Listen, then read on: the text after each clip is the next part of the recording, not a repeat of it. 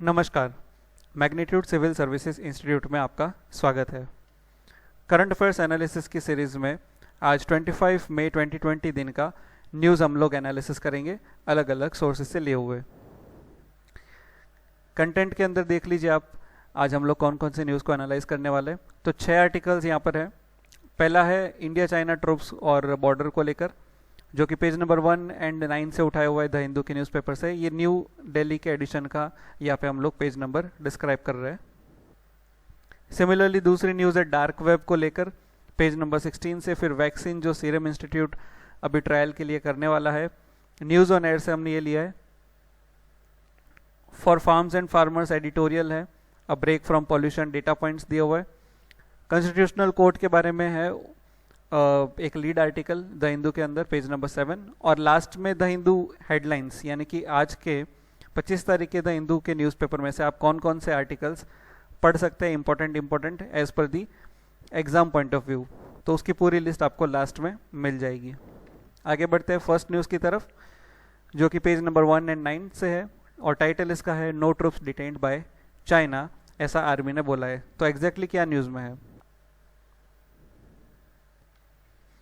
तो संडे को आर्मी ने कैटेगरीली डिनाइड कर दिया उस रिपोर्ट को, जिसमें बताया गया कि इंडियन पेट्रोल टीम को चाइना के द्वारा, चाइनीज़ के ट्रूप्स के द्वारा डिटेन किया गया था ईस्ट लद्दाख के LAC के ऊपर, जब करंट स्टैंड ऑफ था उस दौरान। आगे हम लोग डिटेल में देखते हैं कि ये माजरा क्या है। द बैकग्राउंड की बात करते हैं तो जो टेंशन है इंडिया और चाइना के बीच में LAC के ऊपर, वो लगातार बढ़ता जा रहा है पिछले 1 महीने से। तब से जब पीपल्स लिबरेशन आर्मी के जो ट्रूप्स है वो डिस्टर्ब करना चाहती है रोड कंस्ट्रक्शन को लद्दाख सेक्टर के अंदर जो इंडिया बना रही है, और डजन्स ऑफ सोल्जर्स को इंजर्ड भी किया है इस इंसिडेंट के अंदर, इस रोक टोक वाले कामकाज के अंदर, और पुश कर रही है एटलीस्ट 4 पॉइंट ऑफ कॉन्फ्लिक्ट्स को चाइना इंडिया के अंदर। ऑफिशियल्स ने बोला कि काफ़ी तनावपूर्ण माहौल बना हुआ है डिफरेंट परसेप्शंस को लेकर LAC के ऊपर, जो फुल्ली डिमार्केटेड नहीं है। लास्ट वीक 3 स्टेटमेंट के अंदर चाइनीज़ के मिनिस्ट्री ऑफ फॉरेन अफेयर्स ने बोला कि जो इंडियन ट्रूप्स है वो इन्फिल्ट्रेंचमेंट एक्टिविटीज़ कर रही है, ट्री पासिंग कर रही है चाइनीज़ क्लेम टेरिटरी के अंदर, जो कि सिक्किम और लद्दाख के अंदर है, और साथ ही साथ इंडिया को एक्यूज़ कर रही है कि इंडिया अटेम्प्ट कर रहा है unilaterally status of border control को चेंज करने के लिए, यानी कि कई सारे कंस्ट्रक्शन और इंफ्रास्ट्रक्चर एक्टिविटी किया जा रहा है, और ऐसा बोला जा रहा है कि इंडियन ट्रूप चाइनीज़ के अंदर एरिया के अंदर आ रहे, टेरिटरी के अंदर, और जो इंडिया है वो बॉर्डर कंट्रोल को बदलना चाहते हैं जानबूझकर, जो अक्षय चीन वगैरह जो एरिया है LAC के आसपास वो हड़पना चाहते हैं इंडिया। तो ये सारे जो स्टेटमेंट्स है चाइना के द्वारा बोला गया था। तो ये आपका बैकग्राउंड है। इशू को डिस्कस करते हैं। तो इंडिया की जो मिनिस्ट्री ऑफ एक्सटर्नल अफेयर्स है वो बोल रही है कि जो चाइना की आर्मी है PLA, उनकी एक्टिविटी से इंडिया का जो नॉर्मल पेट्रोलिंग पैटर्न है वो बदल रहा है, या तो वहाँ पर हिंडरिंग हो रहा है। जो करंट स्टैंड ऑफ इंसिडेंट्स है वो LOC के 3 पॉइंट के ऊपर हो रहा है लद्दाख के, जैसे कि पैंगोंग सो लेक, गलवान नला और डेमचोक। ये 3 पॉइंट है लद्दाख के अंदर जहाँ पर ये इंसिडेंट्स हो रहा है, और सिक्किम के अंदर नकुला पास के करीब जो है ये स्टैंड ऑफ दिखाई दे रहा है दोनों की ट्रूप्स का। ऑस्ट्रेलियन स्ट्रेटेजिक पॉलिसी इंस्टीट्यूट के एनालिसिस के मुताबिक, जो इंडिपेंडेंट थिंक टैंक है कैनबेरा के अंदर, उन्होंने बोला सैटेलाइट इमेज की मदद से, जो उन्होंने ट्वीट किया था, बोला कि जो चाइनीज़ बिल्डअप है लद्दाख के अंदर, उन्होंने गलवान एरिया को इंक्लूड कर दिया है, जो कि इंडियन आर्मी के पेट्रोलिंग के दायरे में आती है, यानी कि चाइना ने इंडिया का एरिया हड़पा हुआ है। ये जो सैटेलाइट इमेज है 22 मई की, उसमें ये बता रहा है कि जो 80 टेंट्स है वो सेटअप किया गया है चाइनीज सोल्जर के द्वारा गलवान रिवर के पास, और साथ ही साथ इंडिया ने भी अपनी इंफ्रास्ट्रक्चर जो एक्टिविटी है वहाँ पर इंक्रीज कर ली है, जैसे कि एक कंस्ट्रक्शन और रिफर्बिशमेंट किया 255 किलोमीटर्स का दरबुक श्योक दौलत बेग ओडली रोड का रिवर वैली के पास। आर्मी मोबिलाइज कर रही है एडिशनल ट्रूप्स के साथ और इक्विपमेंट्स के साथ, ताकि पोजीशन को ले सके चाइनीज ट्रूप के करीब में, अगर कोई वहाँ से हमला वगैरह होता है तो काउंटर करने के लिए। इस इमेज के अंदर आप देख लीजिए डेमचोक, जो कि लद्दाख का एरिया है और ये चाइनीज़ बॉर्डर है। तो यहाँ पे डिस्प्यूट चल रहा है, न्योमा इस तरफ, जम्मू कश्मीर इस तरफ, लद्दाख के एरिया के पास।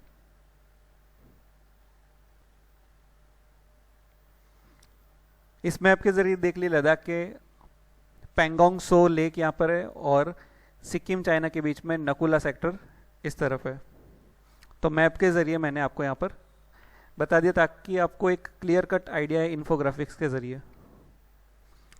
एक्सपेक्टेड क्वेश्चंस की बात करते हैं तो प्रीलिम्स में मैप बेस्ड क्वेश्चन पूछा जा सकता है। मेंस के अंदर इंडिया चाइना बॉर्डर डिस्प्यूट क्या है, कौन कौन से पॉइंट्स पर ये डिस्प्यूट चल रहा है, क्या कारण है, बैकग्राउंड क्या है, करंट कंडीशन क्या है, वे फॉरवर्ड क्या होना चाहिए इस बदलते हुए माहौल को लेकर। तो ये सब के पॉइंट्स के ऊपर क्वेश्चन पूछा जा सकता है। नेक्स्ट न्यूज़ है पेज नंबर 16 से द हिंदू की, जिसमें बात हो रही है डार्क वेब की। यानी कि ओवरऑल बोला गया है कि जो जॉब सर्च कर रहे हैं इंडियंस ऑनलाइन, उनका डेटा लीक करने वाली यहाँ पर बात हो रही है। प्रीलिम्स में साइंस एंड टेक्नोलॉजी के अंदर ये कवर हो रहा है और मेंस में GS paper 3 science and technology and internal security दोनों के अंदर ये क्वेश्चन पूछा जा सकता है यूपीएससी के अंदर। तो व्हाट इज न्यूज़ एग्जैक्टली हम लोग देख लेते हैं। तो करीबन 2.9 करोड़ जो जॉब सीकर्स है उनकी डिटेल लीक हुई है, ऐसा डिस्कवर किया गया है साइबर इंक के द्वारा। एक US based cyber intelligence firm है ये, जो इस तरह की डिस्कवरी कर रही है और ट्राई कर रही है कि ट्रेस किया जाए कि कहाँ से ये जो लीकेजेस है, सोर्स क्या है, कहाँ से हुआ है लीक, और आइडेंटिफाई कर रही है परपेट्रेटर्स को कि एग्जैक्टली कौन है इन सब के पीछे। की हाईलाइट्स देख लेते हैं। अब क्योंकि साइबर क्राइम एजेंसी और एक्सपर्ट जो इन्वेस्टिगेट कर रही है इस million of Indian job seekers के पर्सनल डेटा को लीक के जानकारी के बारे में जो डार्क वेब के अंदर यहाँ पे मिल रही है, 2 और सिमिलर इंस्टेंसेस सामने आई है पिछले 12 घंटे के अंदर। जो फ्रेश लीक हुई है उसके अंदर 2000 आधार कार्ड और 18 मिलियन इंडियंस का जो डेटा है वो लीक होता हुआ दिखा है और ये फ्रीली अवेलेबल है इंटरनेट के ऊपर। साइबल के जो फाउंडर है बीनू अरोरा, उन्होंने बोला है कि जो आधार कार्ड है वो डार्क वेब के अंदर पोस्टेड थे कुछ समय के लिए 12 घंटे पहले। कई सारी फाइल्स मिली है जो यहाँ पर पता चल रही है कि ये 2019 से ओरिजिनेट हुई थी और कई सारे आईडी स्कैन किए हुए मोबाइल कैमरा से और कई सारे जो ट्रांसफ़र अदर पार्टीज़ को दिया हुआ है कि ये सारा जो डेटा है व्हाट्सएप के जरिए, तो ये सारा डेटा जो है मिला है डार्क वेब के अंदर लीक होता हुआ इस साइबर कंपनी के द्वारा। तो यहाँ पर केस बन जाता है कि कई सारी आईडी का कॉम्प्रोमाइज़ हुआ होगा। जो भी ये लीक कर रहा है, हैक कर रहा है परपेट्रेटर्स, उन्होंने डिसाइड किया होगा कि ये कुछ अमाउंट का जो है वो शेयर करना है स्मॉल सबसेट्स के अंदर दूसरों को, ताकि पैसा वो लोग कमाएं। जो आधार का लीक एक्टर है ये पब्लिश हुआ सेकेंड लीक के अंदर, यानी कि 18 जो लाख रेसिडेंट्स है मध्य प्रदेश में, उनका डेटा फ्रीली अवेलेबल मिला मई 19 को। स्टेट और सेंट्रल साइबर क्राइम एजेंसी जो है उन्होंने भी अपनी जो इन्वेस्टिगेशन की इनिशिएटिव वो की है इस मैटर के अंदर एज पर दी सोर्स। अब ये डेटा किस तरह से लीक होता है, तो साइबर रिसर्चर्स ने एक एनोनिमस टिप रिसीव किया है किसी के ज़रिए, जिसमें बताया गया कि ये जो जॉब सीकर्स के डेटा है वो किस तरह से लीक हुए। उन्होंने बताया कि जो अनप्रोटेक्टेड इलास्टिक सर्च इंस्टेंस है, एक टूल है जो डेटा को कलेक्ट करता है वाइड रेंज ऑफ लोकेशन से इंटरनेट पर से, और ये पर्सन की जो रिक्वायरमेंट है सर्च की और जो अलाउ करता है यूजर्स को एनालाइज करने के लिए, तो ये सब क्या कर रहा है, इलास्टिक सर्च इंस्टेंस डेटा को चोरी करता है ओवर द इंटरनेट। बट ये जो क्लेम है एनोनिमसली के द्वारा बताया हुआ है, यानी कि कोई अननोन के द्वारा बताया हुआ कि अनप्रोटेक्टेड इलास्टिक सर्च इंस्टेंस जो है वो रूट कॉज है इस जॉब सीकर्स के डेटा का लीक का, तो वो अनवेरीफाइबल है इस स्टेज के ऊपर, यानी कि साइबर अभी उसका वेरिफिकेशन देखकर अप्रूव नहीं दे रहा। उनका कहना है कि टेक्निकल एविडेंस अभी इन लोगों के पास नहीं है कि ये जो इलास्टिक सर्च इंस्टेंस उसका सोर्स है वो हम कंफर्म करें। रिसर्च कम्युनिटीज़ अलग अलग बिठाई हुई है इस मामले के ऊपर, सोर्सेस कहाँ से आ रहा है वहाँ तक पहुँचने के लिए, ऐसा मिस्टर अरोरा ने बोला। तो ये थी न्यूज़ में रिलेटेड इन्फॉर्मेशन। देख लेते हैं डार्क वेब के बारे में कि डार्क वेब एग्जैक्टली है क्या। तो डार्क वेब एक ब्लैक मार्केट जैसा है, लेकिन वर्चुअल है, ऑनलाइन। जैसे ब्लैक मार्केट आप मार्केट में देखते हो नॉर्मली, उस तरह का। एग्जाम्पल यहाँ पर है जैसे कि सिल्क रोड। तो सिल्क रोड क्या कर रहा है, इलीगल ड्रग्स को मार्केट कर रहा है डार्क वेब के जरिए। तो जो एंटिटी लॉज के दायरे के अंदर नहीं आना चाहती, पकड़े नहीं जाना चाहती, तो वो डार्क वेब का सहारा ले लेती है। डार्क वेब एक ऐसा एरिया इंटरनेट के ऊपर जो एक्सेसिबल नहीं है सर्च इंजन के जरिए। सर्च इंजन से जो लोग हम एक्सेस करते हैं उसको बोला जाता है सरफेस वेब। डीप वेब तक जाने के लिए किसी भी पर्सन को एक राइट एड्रेस की ज़रूरत होती है, और डार्क वेब जो है वो डीप वेब का ही एक हिस्सा है। जबकि जो डीप वेब है वो एक्सेसिबल है, और जो डार्क वेब है वो डेलिबरेटली हिडन रहता है। और डार्क नेट एक दूसरा नाम है डार्क वेब का। तो ये जो रिलेटेड इन्फॉर्मेशन है आपको प्रीलिम्स और मेंस में दोनों ही के अंदर काम आ सकती है। अब किस तरह से ये डार्क वेब काम करता है, तो सिंपली अगर एक्सप्लेन करूं तो डार्क वेब एक स्पेशलाइज्ड फॉर्म है ब्राउजिंग का इनकॉग्निटो मोड के अंदर। इनकॉग्निटो मोड के अंदर क्या होता है कि जो आपकी ब्राउजिंग हिस्ट्री है वो डिसेबल हो जाती है, वेब कैशेस है वो खत्म हो जाता है। इसी तरह से डार्क वेब भी एक शील्डेड रहता है एक स्पेशलाइज्ड सॉफ्टवेयर के जरिए जिसका नाम है टॉर, TOR। तो इसके नाम से पता चल रहा है कि जो यूएसपी है डार्क वेबसाइट्स की वो ये है कि ये इस प्रकार की चीज़ प्रोवाइड करता है कि इसका ट्रैकिंग करना बहुत ही नियरली इम्पॉसिबल बन जाता है। तो डार्क वेब इनकॉग्निटो मोड आपके जो मोबाइल सर्च इंजन है उसके तरह थोड़ा बहुत काम करता है। एक्सपेक्टेड क्वेश्चंस की बात करते हैं इस आर्टिकल से। तो प्रीलिम्स में डार्क वेब के बारे में और रिलेटेड जो हमने डेफिनेशन देखी पिछले स्लाइड्स के अंदर, तो उसमें से क्वेश्चन पूछा जा सकता है। मेंस के अंदर साइबर सिक्योरिटी का इश्यू, डार्क वेब का क्या प्रॉब्लम है, डेटा लीक, हैक वगैरह क्या चल रहा है उसके बारे में, करंट कंडीशन क्या है, साइबर पॉलिसी किस तरह से हमें आगे हमको हमारा साइबर सिक्योरिटी मजबूत करने के लिए क्या करना चाहिए, तो ये सब के बारे में मेंस के अंदर पूछा जा सकता है। तो ये न्यूज़ आर्टिकल्स का आप रेफर कर सकते हैं। आए गए दिन जैसे जैसे आते हैं उसके आप नोट्स बनाकर एक आंसर आर्टिकुलेट कर सकते हैं। तीसरा न्यूज़ है जिसमें बोला गया है कि एक वैक्सीन डेवलप किया गया है सीरम इंस्टीट्यूट के द्वारा आयुर्वेदिक फार्मूला के साथ, और ये टेस्ट किया जाएगा कोविड-19 के पेशेंट्स के ऊपर पुणे के अंदर। ये न्यूज़ साइंस के अंदर कवर होती है प्रीलिम्स में और मेंस में GS paper 3 science and technology. News on air से हमने ये न्यूज़ लिया है। की हाइलाइट्स के बारे में देखते हैं। तो जो वैक्सीन डेवलप किया गया है सीरम इंस्टीट्यूट के द्वारा वो भी टेस्टिंग स्टेज के अंदर जाएगा कोविड-19 के पेशेंट्स को ट्रीट करने के लिए नायडू हॉस्पिटल के अंदर जो कि है पुणे के अंदर, और इस वैक्सीन के अंदर आयुर्वेदिक फार्मूला का भी यूज़ किया गया है। इस वैक्सीन को बनाया गया अमेरिकन बायोटेक्नोलॉजी कंपनी की मदद से, कोडाजेनिक्स जो कंपनी है उसकी मदद से। जो सीरम है वो 3 फेज ट्रायल के ऊपर जाएगी रिकॉम्बिनेंट BCG वैक्सीन के आधार पर, यानी कि RNA के आधार पर।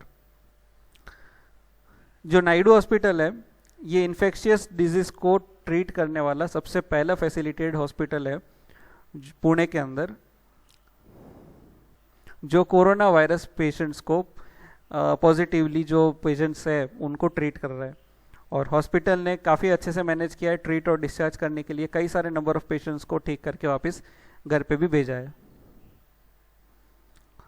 जो ट्रायल है वो भी ऑनगोइंग है पिछले 10 दिन से, जो भी ये वैक्सीन बना है उसका, और कई सारे स्टेजेस में ये कंडक्ट होगा बेस्ड अपॉन कि भाई पेशेंट किस प्रकार से मतलब उनका स्टेज है, कैटेगरी के अंदर आता है। जैसे कि पेशेंट्स को 3 कैटेगरी में बांटा है। एक तो होता है कोरोना सस्पेक्ट, लग रहा है कि कोरोना होगा, ये कोरोना वाला होगा। दूसरा होता है कोरोना सिम्टोमेटिक जिसमें लक्षण दिखता है, और तीसरा है पॉजिटिव एसिम्टोमेटिक कि पॉजिटिव तो है लेकिन लक्षण नहीं दिख रहे। तो ये जो टेस्ट है लाइफ सेविंग ड्रग्स का वो शुरू हो जाएगा बहुत ही जल्दी। और जो PMC है पुणे म्यूनिसिपल कॉरपोरेशन की अथॉरिटी, वो होपफुल है कि ये जो मेडिकेशन है, रिसर्च है, वो हमको मदद करेगा करंट सिचुएशन को कंट्रोल करने के लिए। म्यूनिसिपल कमिश्नर शेखर गायकवाड़ ने बोला कि हमें कई सारा स्टैटिस्टिकल डेटा गैदर करने की ज़रूरत है मेडिसिन को फाइनल अप्रूवल देने से पहले। तो होप सो ये ट्रायल सक्सेसफुली हो जाए और मेड इन इंडिया वैक्सीन और इंडिया से निकला हुआ वैक्सीन हमको मिले और हम लोग पूरे वर्ल्ड में भी इस महामारी को कंट्रोल करने के लिए मदद करे। रिलेटेड इन्फॉर्मेशन है कोरोना वायरस को लेकर जो अभी चल रहा है। तो कोरोना वायरस एक स्पेसिफिक फैमिली वायरसेस के फैमिली में से एक डिजीज़ है जिसमें से कुछ सीवियर लेस सीवियर डैमेज करती है, जैसे कि कॉमन कोल्ड्स हुआ या अदर कोई भी रेस्पिरेटरी या इंटेस्टिनल डिजीज होता है। तो ये सब जो है लक्षण है कोरोना वायरस के। कोरोना वायरस के ऊपर रेगुलरली अरेंज्ड प्रोट्रूशंस होते हैं उनके सरफेस के ऊपर, ये इस तरह से, बिकॉज ऑफ विच जो पूरा वायरस है, वायरस का जो पार्टिकल है वो किस तरह से दिखता है, एम्परर के क्राउन के जैसा। हेंस इसका नाम पड़ा कोरोना वायरस, क्राउन से जुड़ा हुआ। ये एक आरएनए वायरस है जिसके पास रिबोन्यूक्लिक एसिड भी है, यानी कि आरएनए भी है उसके जेनेटिक मटेरियल के तौर पर, यानी कि इसके पास डीएनए नहीं है, डिऑक्सीबोन्यूक्लिक एसिड नहीं है। इसका मतलब जो वायरस है वो होस्ट के डीएनए से जल्दी से ब्लेंड हो जाता है और म्यूटेट हो जाता है रैपिडली, इसलिए ज़्यादा फैल रहा है। इस प्रॉपर्टी के कारण से, ये रैपिड म्यूटेशन के कारण से जो कोरोना वायरस है वो डिफरेंट है। हर कोरोना वायरस, कई सारे टाइप्स के कोरोना वायरस है, तो उन सभी के कोरोना वायरस के टाइप से ये वाला जो कोरोना वायरस है वो अलग है। इस फिगर के अंदर आप देख लीजिए, ये पिंक कलर का एरिया एनवेलप प्रोटीन है, ये स्पाइक प्रोटीन है, न्यूक्लियोकैप्सिड प्रोटीन यहाँ पर है रेड कलर का, ये ब्लू कलर का रिंग है वो मेम्ब्रेन ग्लाइकोप्रोटीन एम, और ये आरएनए।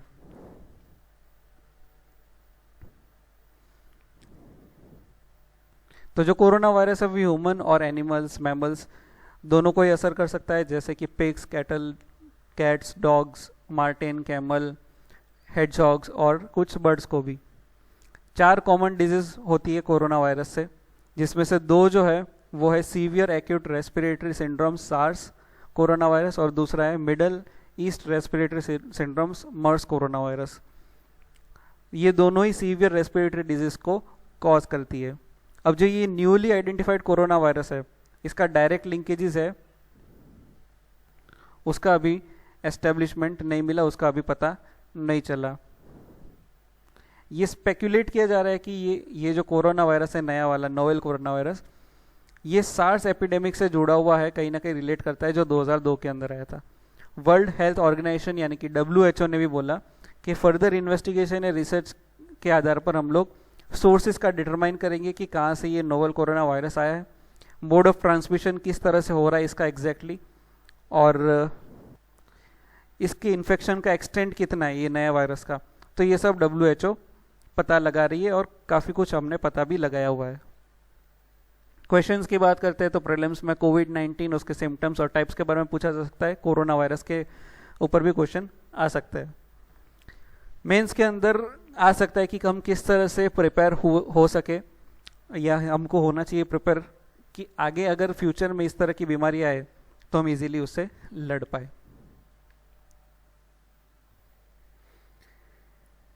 ये न्यूज़ आर्टिकल पेज नंबर 6 से उठाया, एडिटोरियल है द हिंदू का। प्रीलिम्स के अंदर इकोनॉमी और मेंस के अंदर भी जीएस पेपर 3 इकोनॉमी में कवर होता है। टाइटल है फॉर फार्म्स एंड फार्मर्स।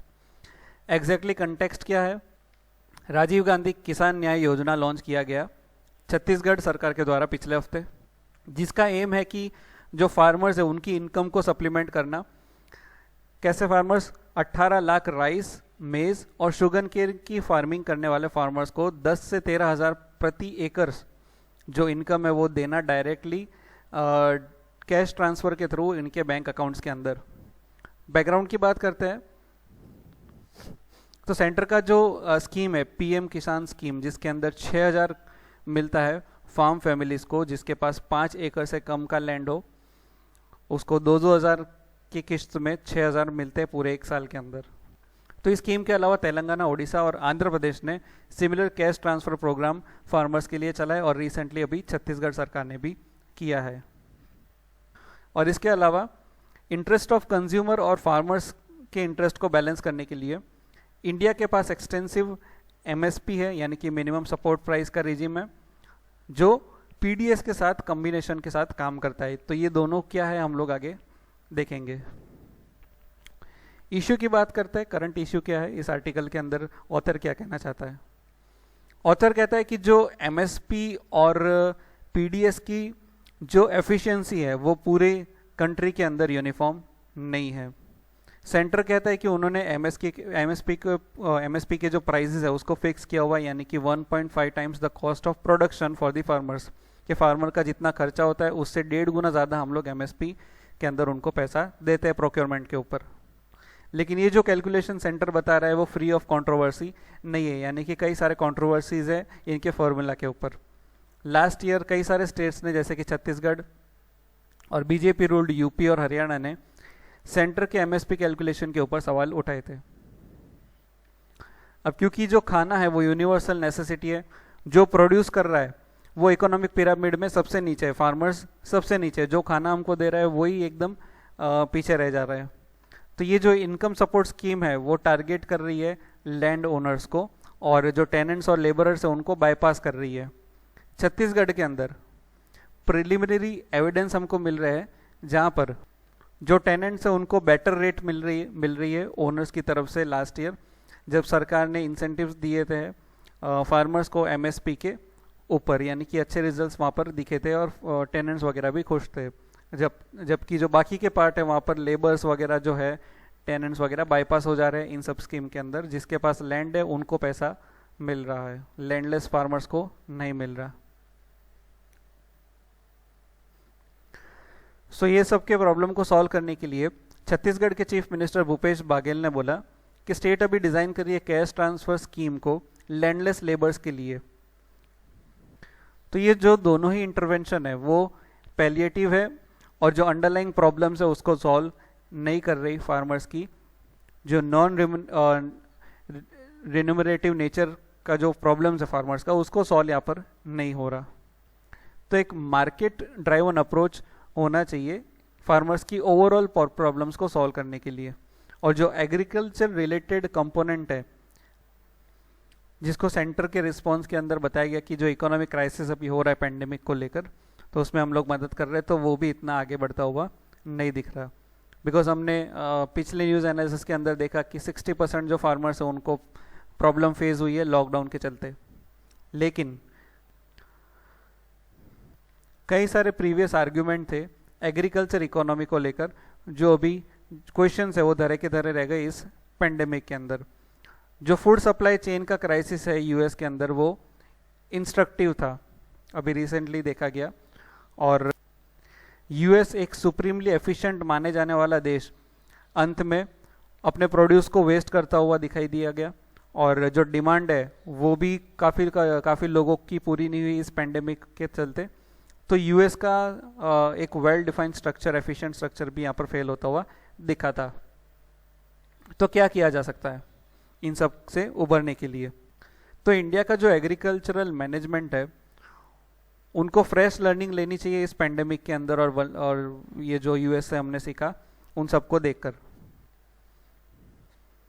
और जो वल्नरेबिलिटी है फूड सिक्योरिटी को लेकर सप्लाई चेन के अंदर, जो खामियां हैं उसको भी दूर करके वहाँ से सीखकर हमको हमारा एग्रीकल्चर मैनेजमेंट सही से करना चाहिए। हमारे पास जो प्री एग्जिस्टिंग मॉर्बिडिटीज़ का लिस्ट है एग्रीकल्चर सेक्टर के अंदर, जैसे कि लैंड रिकॉर्ड्स मैसी होना, unscientific and unsustainable crop pattern होना, मार्केटिंग जो लिंकेजेस है वो फार्मर को वल्नरेबल बना रही है और एक्सप्लॉइट कर रही है ऑफिशियल्स के द्वारा, मिडलमैन्स के द्वारा, इरिगेशन सही से ना होना, टेक्नोलॉजी का एडॉप्शन सही से ना होना, वाइल्ड लाइफ के साथ कॉन्फ्लिक्ट्स फार्मर्स के लिए, बिकॉज उनका खेत जो है वो बर्बाद हो जाता है, वेदर का बदलना, क्लाइमेट का सब बदलना। तो ये सारा जब प्रॉब्लम ऑलरेडी मौजूद है उसको भी ध्यान रखना पड़ेगा नए मैनेजमेंट के अंदर। अभी के लिए सेंटर को अनाउंस करना चाहिए एमएसपी को करंट सीजन के लिए, जितना जल्दी हो पाए उतना जल्दी। लेट अनाउंसमेंट से क्या होता है, अनसर्टेनिटी आ जाती है फार्मर्स के अंदर, जो हमने काफ़ी सालों के अंदर देखा है रिसेंटली। तो बियॉन्ड एग्रीकल्चर सेक्टर बनाने से काफ़ी अच्छा फ़ायदा मिल सकता है, और ये जो एफर्ट्स है वो हमें वॉर फुटिंग के अंदर लेना चाहिए, यानी कि फ्रॉम द ग्राउंड उठाकर हमें सॉल्व करना चाहिए प्रॉब्लम्स को। रिलेटेड इन्फॉर्मेशन देख लेते हैं, एमएसपी के बारे में देख ले सबसे पहले। तो मिनिमम सपोर्ट प्राइस एमएसपी एक रेट है जहाँ पर सरकार ग्रेन्स खरीदता है फार्मर से, और जिस रेट के ऊपर ये ग्रेन खरीदता है फार्मर से, उस रेट को बोला जाता है एमएसपी। रीज़न क्या है एमएसपी को पीछे लाने के लिए? ये प्राइस वॉलेटिलिटी जो होती है मार्केट के अंदर, उसको काउंटर करने के लिए। यानी कि मार्केट के अंदर अगर भाव बहुत ही कम जा रहा है, फार्मर्स को बहुत कम मिल रहा है, उनका जो इतना खर्चा हुआ है वो भी नहीं निकल रहा है, तो सरकार एमएसपी डिसाइड करती है कि मार्केट में अगर आपको सही भाव नहीं मिलेगा तो मिनिमम इतना प्राइस हम आपको देंगे आपके जो प्रोड्यूस हुआ है उसके लिए। अब मार्केट में कई सारे कारण से जो है वो प्राइस वॉलेटाइल हो सकता है, जैसे कि सप्लाई चेन में वेरिएशन आना, मार्केट इंटीग्रेशन सही से ना होना, इंफॉर्मेशन जो है वो एसिमेट्री होना। तो इन सब से बचने के लिए एमएसपी बनाया गया है।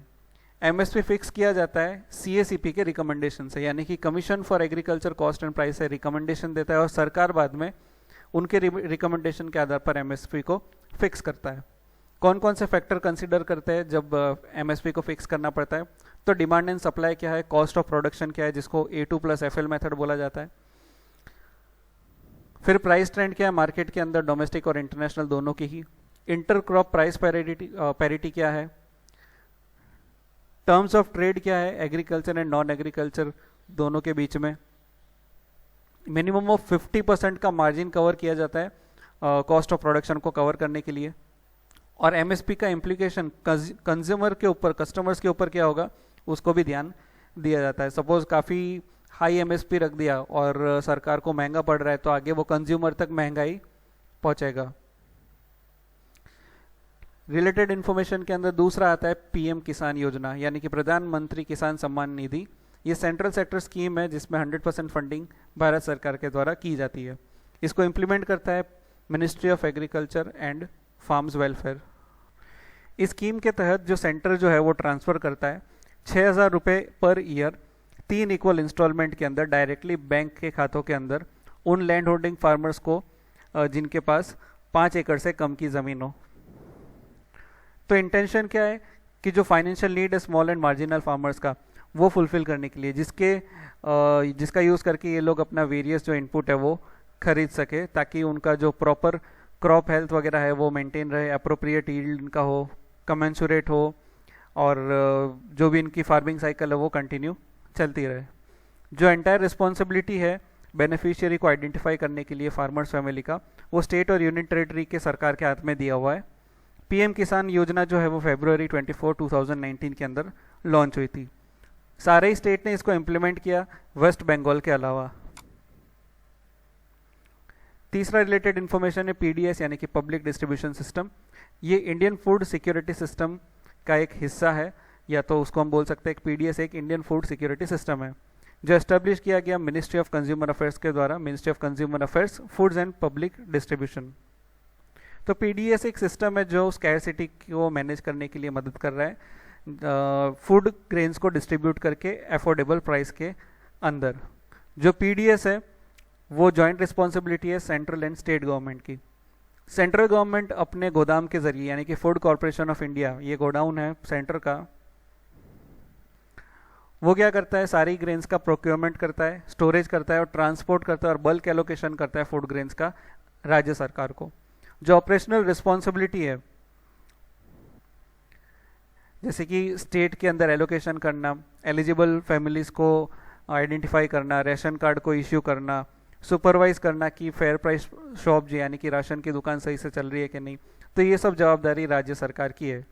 पीडीएस के अंदर प्रेजेंटली जो कमोडिटी है वो wheat, rice, sugar and kerosene दी जाती है स्टेट्स को और यूनियन टेरिटरी को डिस्ट्रीब्यूशन करने के लिए। कुछ स्टेट और यूनियन टेरिटरीज जो है वो एडिशनली अपने हिसाब से आइटम्स को मास कंजम्पशन के लिए डिस्ट्रीब्यूट करती है पीडीएस के जरिए, जैसे कि दाल हुई, एडिबल ऑयल, नमक, स्पाइसेस वगैरह वगैरह। रिलेटेड इन्फॉर्मेशन में एमएसपी, पीएम किसान, पीडीएस के बारे में क्वेश्चन पूछा जा सकता है। मेंस के अंदर फार्मर्स के साथ क्या प्रॉब्लम हुई, क्या प्रॉब्लम फेस करनी पड़ी लॉकडाउन के दौरान, सरकार ने क्या स्टेप्स लिए, उस स्टेप्स के अंदर क्या प्रॉब्लम्स है और क्या हम उसको वे आउट फॉरवर्ड करके सुधार सकते हैं। तो ये सारे ही आंसर इस आर्टिकल के अंदर आपको मिल जाएंगे। अगला न्यूज़ है पेज नंबर 7 से, जो कि डेटा पॉइंट है। एनवायरनमेंट के अंदर आपका ये कवर होगा सिलेबस के हिसाब से। कंटेक्स्ट क्या है कि पॉल्यूशन का ब्रेक हुआ कोविड-19 रिलेटेड लॉकडाउन के चलते। तो कोविड 19 रिलेटेड लॉकडाउन के अंदर जो ग्लोबल CO2 एमिशन है 2020 के अंदर, वो ड्रॉप हुआ 2006 के अंदर जो पहले था वहाँ तक। जो पर्टिकुलेट मैटर जो है PM पोल्यूशन लेवल, वो इंडियन सिटीज़ के अंदर, कुछ इंडियन सिटीज़ के अंदर डिक्लाइन होता हुआ दिखा है। ये डिक्लाइन क्यों हुआ? क्योंकि पब्लिक मोबिलिटी, पब्लिक ट्रांसपोर्ट कम हुआ इंडिया के अंदर लॉकडाउन को लेकर। हाउएवर जो रिसेंट रिलैक्सेशन अभी दिखा गया है, लॉकडाउन खुल जो गया है थोड़ा बहुत, तो ये जो सिग्निफिकेंट इंक्रीज वापस हो गई एक्टिविटी और पॉल्यूशन लेवल धीरे धीरे बढ़ता हुआ वापस दिख रहा है। ये जो डेटा है वो द हिंदू डेटा टीम ने, स्टेटिस्टिक डिपार्टमेंट ने एनालाइज किया है। पहला पॉइंट यहाँ पर देखते हैं, पॉल्यूशन ड्रॉप अक्रॉस सिटीज़। तो इस मैप के अंदर अलग अलग सिटीज़ का नाम है, दिल्ली, चेन्नई, बेंगलुरु, हैदराबाद, अहमदाबाद, मुंबई। रेड कलर की लाइन है 2019 का डेटा, और ये ब्लू कलर की लाइन है, ग्रीन कलर आप बोल सकते हैं, 2020 का डेटा। तो मुंबई के अलावा सभी शहरों के अंदर 2020 के अंदर जो पॉल्यूशन लेवल है PM का, पार्टिकुलेट मैटर का, वो कम होता हुआ दिखा है। दिल्ली के अंदर देख लीजिए 2019 में बढ़ता हुआ था, 20 में कम हुआ। सिमिलरली चेन्नई, बेंगलोर, हैदराबाद, अहमदाबाद और मुंबई के अंदर बढ़ता हुआ दिखा, 2019 में कम था। दूसरा पॉइंट है मोबिलिटी ट्रेंड्स। मोबिलिटी ट्रेंड्स यानी कि लोग किस चीज़ के लिए जो अवर जवर ट्रांसपोर्टेशन कर रहे थे अपने घर से ऑफिस या वॉट एवर चीज़ लेने के लिए। तो इस डेटा के अंदर एक बेस वैल्यू डिसाइड की गई है, ये वाला जो है वो बेस वैल्यू है।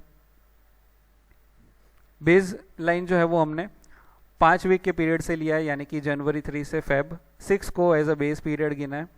और ये जो चार्ट है वो गूगल के फ़ोन डेटा में से डेटाज वगैरह लेकर बनाया गया है।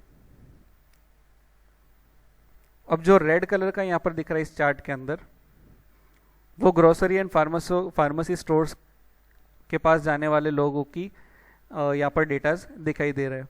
तो बेस लाइन से यहाँ पर कम होता हुआ दिखा, लॉकडाउन था इसलिए।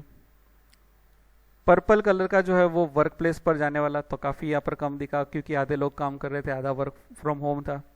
ट्रांजिट स्टेशन ऑरेंज कलर का यहाँ पर दिख रहा है। पार्क्स में जाने वाले लोग येलो कलर का कम होता हुआ दिखा। और जो रिटेल और रिक्रिएशनल आउटलेट वाले ब्लू, वो बहुत ही कम नीचे गिरा हुआ, बिकॉज लॉकडाउन खुलने के बाद भी ये वाले स्टोर्स अभी कई सारे एरिया में बंद ही पड़े हैं रिलैक्सेशन के बाद भी। तो ये सारा डेटा आप यहाँ पर देख सकते हैं। ये जो पूरा डेटा है फरवरी से मई तक का है, दोनों के ही अंदर। और यहाँ पर भी 1 अप्रैल से 24 मई तक का यहाँ पर डेटा दिखाया हुआ है, 20 का और 19 का कंपेयर किया हुआ है। रिलेटेड इन्फॉर्मेशन के बारे में देखते हैं। पार्टिकुलेट मैटर क्या होता है 2.5 वाला।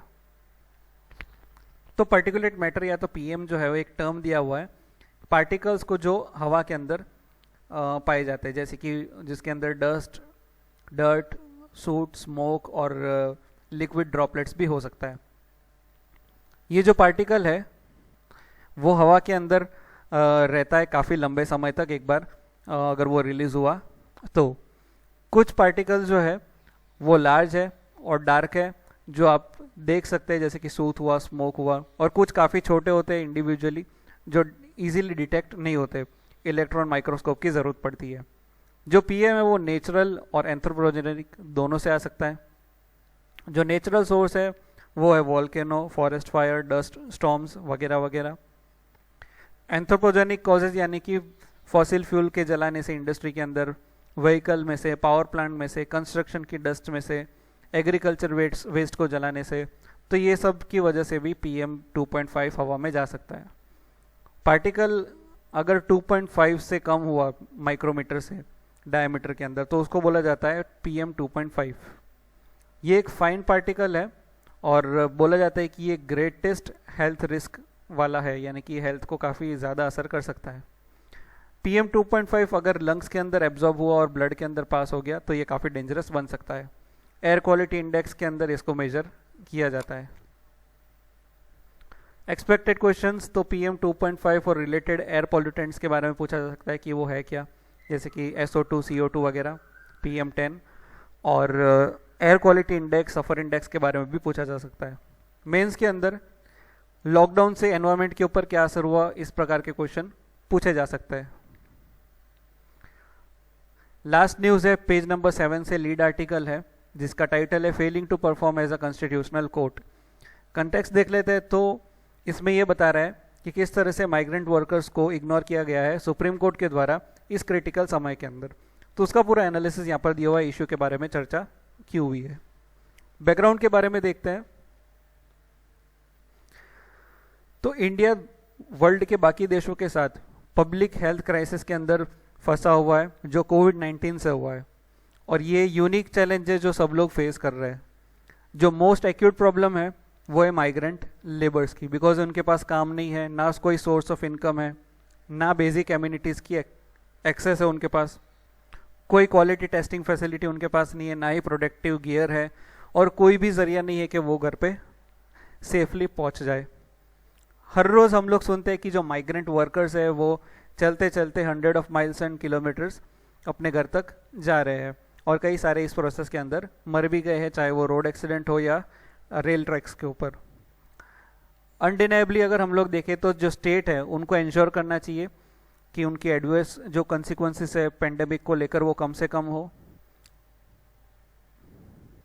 लेकिन जो भी ड्यूटी परफॉर्म किया जा रहा है स्टेट के आर्म्स के द्वारा, ना ही सिर्फ इमरजेंसी के अंदर, तो वो कॉन्स्टिट्यूशनल प्रॉपर्टी के दायरे के अंदर होना चाहिए, और माइग्रेंट्स का फंडामेंटल राइट्स भी प्रोटेक्ट होना चाहिए, रिस्पेक्ट करनी चाहिए। लेकिन जो जुडिशरी है वो बहुत ही इंपॉर्टेंट वॉचडॉग बन जाता है इस कंडीशन के अंदर।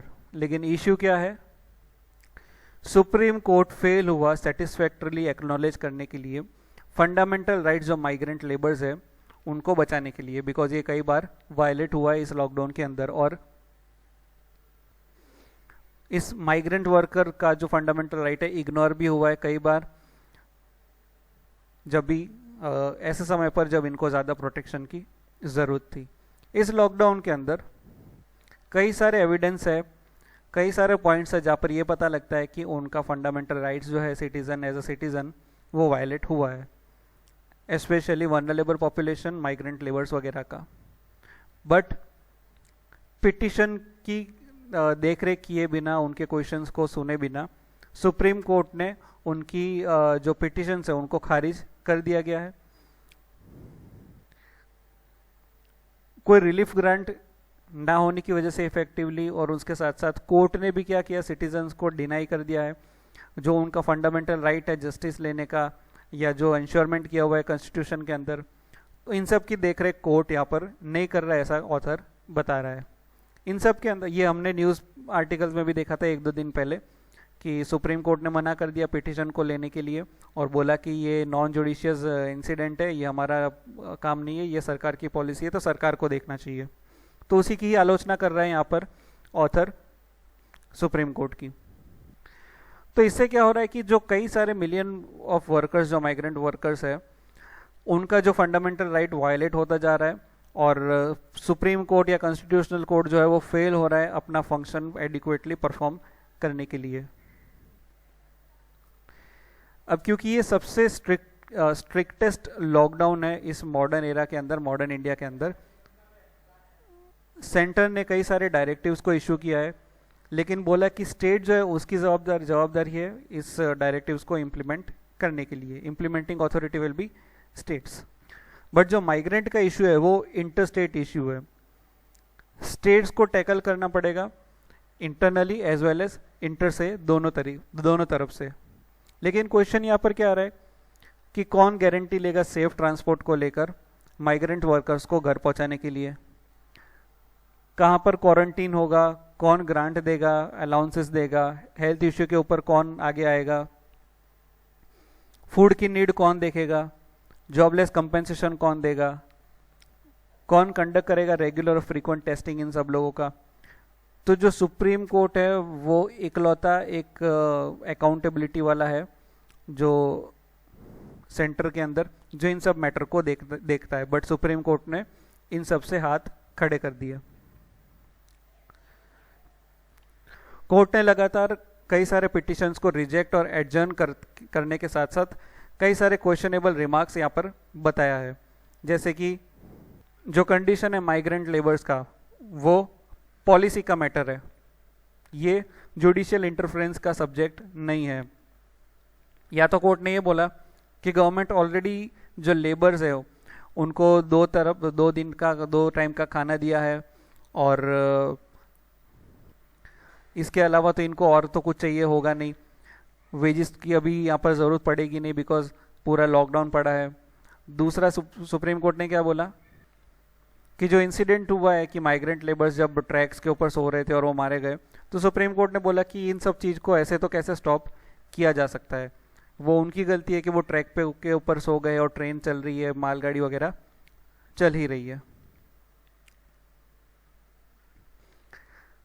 इसी तरह से कई सारे जो कोर्ट के एक्सक्यूजेस थे उसको प्रीवियस जजमेंट के द्वारा टैकल किया गया, जैसे कि पॉलिसी के क्वेश्चंस को लेकर या ये जुडिशियल इंटरफेरेंस का सब्जेक्ट नहीं है ये सब बताकर।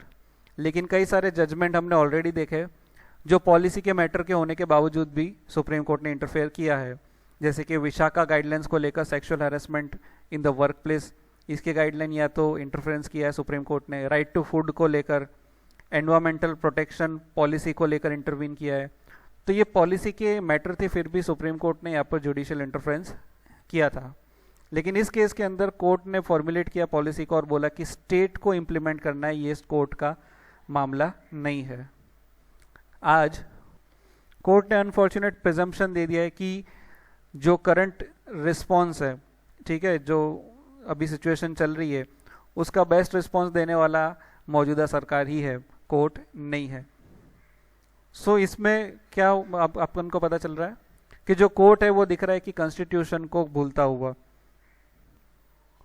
और हमको ये भी बता रहा है कि क्या क्राइसिस के समय पर कॉन्स्टिट्यूशन का जो होल्डर है, जो कोर्ट है, वो साइलेंट रहने के लिए बोला गया कॉन्स्टिट्यूशन के अंदर। क्या कॉन्स्टिट्यूशन के अंदर ये लिखा हुआ है कि इस क्राइसिस के समय पर कोर्ट को शांत रहना चाहिए, साइलेंट रहना चाहिए, कोई टिप्पणी अपनी नहीं देनी चाहिए, कोई गाइडलाइन या तो जो भी ऑर्डर वगैरह है वो पास नहीं करना चाहिए? ये क्वेश्चन है। ऑब्जर्वेशन देखते करंट कंडीशन की सुप्रीम कोर्ट के ऊपर जो भी हम लोग देख रहे हैं उसके बारे में। तो जो पहला है उसमें दिख रहा है कि कोर्ट जो है वो मेयरली रिजेक्ट कर रही है, एडजर्न कर रही है पिटिशंस को। यानी कि इन शॉर्ट ये क्या कर रही है, पिटिशन को कोर्ट के अंदर आने से या लाने से बच रही है, क्योंकि कोर्ट कह रहा है कि ये एग्जीक्यूटिव रिस्पॉन्सिबिलिटी है, कोर्ट की रिस्पॉन्सिबिलिटी नहीं है। बट ऑर्डिनरी कोर्ट क्या कर रहा था पहले, एटलीस्ट पिटिशन को हाई कोर्ट की तरफ नच कर लेता था। लेकिन इस मौजूदा हालत में कोर्ट वो भी नहीं कर रहा, सुप्रीम कोर्ट, और ऐसा दिख रहा है कि सुप्रीम कोर्ट के सारे दरवाजे या कोई भी कोर्ट के दरवाजे बंद हो चुके हैं। दूसरा ऑब्जर्वेशन क्या है पीआईएल को लेकर, कि पीआईएल को लेकर कोर्ट किस तरह से ट्रीट करेगा। पीआईएल है क्या, तो पीआईएल एक स्पेसिफिक इंस्ट्रूमेंट है जो डिज़ाइन किया गया है ताकि ये इंश्योरमेंट हो कि जो प्रोटेक्शन ऑफ राइट्स है पुअर का, डाउन ट्रोडन का, वल्नरेबल का, वो इंश्योरमेंट हो, वो पक्के से उनको मिले, और कोई भी मेंबर ऑफ पब्लिक का जो हो वो उनका राइट वगैरह ना छीना जा सके, और इसके लिए पीआईएल बना गया है। तो ये सब जो है पीआईएल के हार्ट के अंदर रहता है। जो कंसेप्ट है पीआईएल का वो नॉन एडवर्सरियल है, यानी कि ये एडवाइस के टाइप पर आप नहीं ले सकते, लेकिन जो कोर्ट है उसको एडवर्सरियल मैटर के तौर पर लेता था सरकार के खिलाफ। बट एक्चुअल में पीआईएल क्या है, एक कोलैबोरेटिव एफर्ट है कोर्ट और पार्टीज के बीच का, जहाँ पर सभी लोग आते हैं एक साथ मिलकर, जो भी प्रॉब्लम है उसके ऊपर रिजोल्यूशन की बात करते हैं। आज हम लोग देखते हैं कि जो सुप्रीम कोर्ट है वो क्रिकेट एडमिनिस्ट्रेशन के $billion ऑफ का केस देख सकती है, हाई प्रोफाइल जर्नलिस्ट का ग्रेवियंस के बारे में देख सकती है, उनके सॉल्यूशन के बारे में या कंप्लेन के बारे में देख सकती है।